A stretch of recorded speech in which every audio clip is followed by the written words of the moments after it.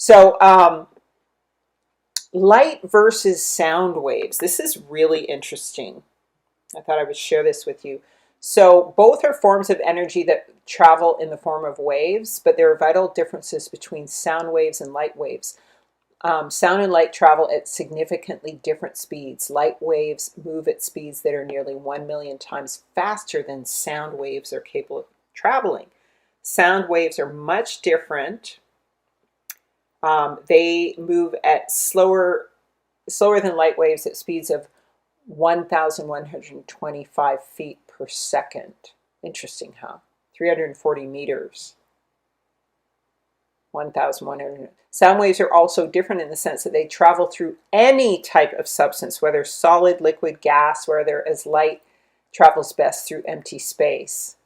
When sound waves hit materials, they cause vibration. So this is why Yah says he's in all, through all, and above all, right? Because the vibration can travel through everything. And they are either of a high or low frequency. And the low frequency produce low tones, high frequency create high-pitched tones. And that can be heard by the human ear. And of course, energy, light energy and sound energy exists without humans always being able to perceive it, right? They both, the speed of light and sound, the way they travel and how they operate is vital knowledge to know, to have when it comes to pursuing complex subjects in physics such as radiation and atoms. So light waves are not atoms, but they're rather made of photons. Photons, those are light particles, discrete packets of energy called photons that carry momentum but have no mass and travel at the speed of light. So light doesn't have mass. Sound waves are energy being transmitted through a medium such as air or water. The waves are atoms, so they have mass. You see? So that's how things are formed. Atoms create substance. So sound waves are atoms moving due to energy. Sound travels as waves of energy, but unlike light, the waves transmit energy by changing the motion of the particles. So the sound changes the form of an object. You see what I mean? Because the sound is substance. And your faith is in the word, and so your faith becomes substance, and that's why it's not abstract as the Greeks and Romans and Gentiles. You know, the Gentiles, the Greeks are the Philistines.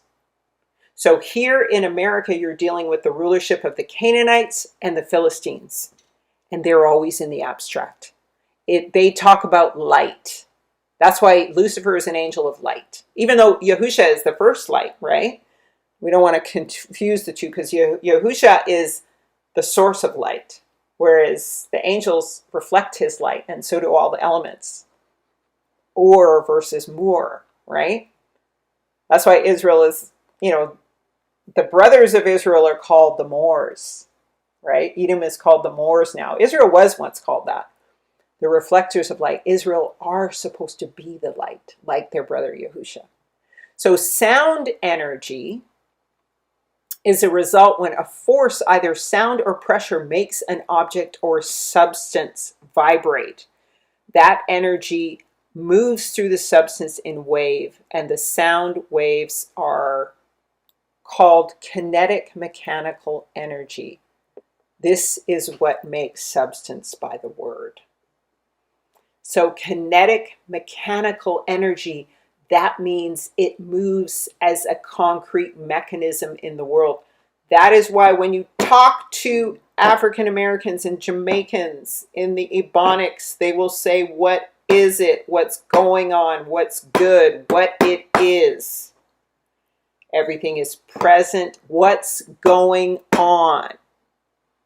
Everything is present tense, moving, and action in the real world.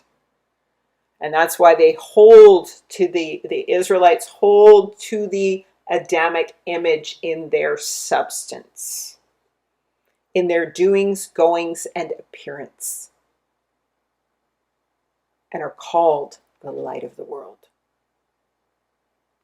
Okay, so remember, more is reflects light. Ur is the source of light. Yahusha is Ur.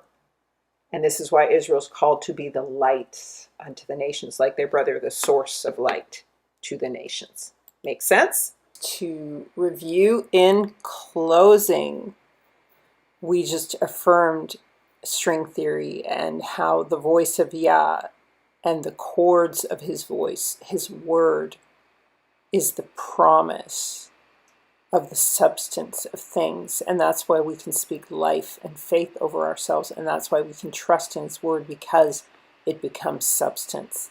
And this is why Hebraic thought, Hebraic ways are substantive. They're people of substance. Israel and the 144 will come out with much substance.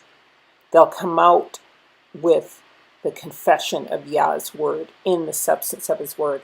And so string theory, of course, is proven true by all of this.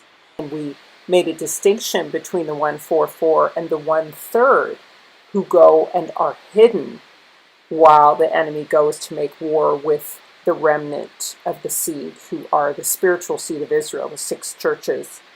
Meanwhile, up goes the 144 up into heaven. That is the woman clothed with the sun, whose son is carried up to heaven. That's the 144.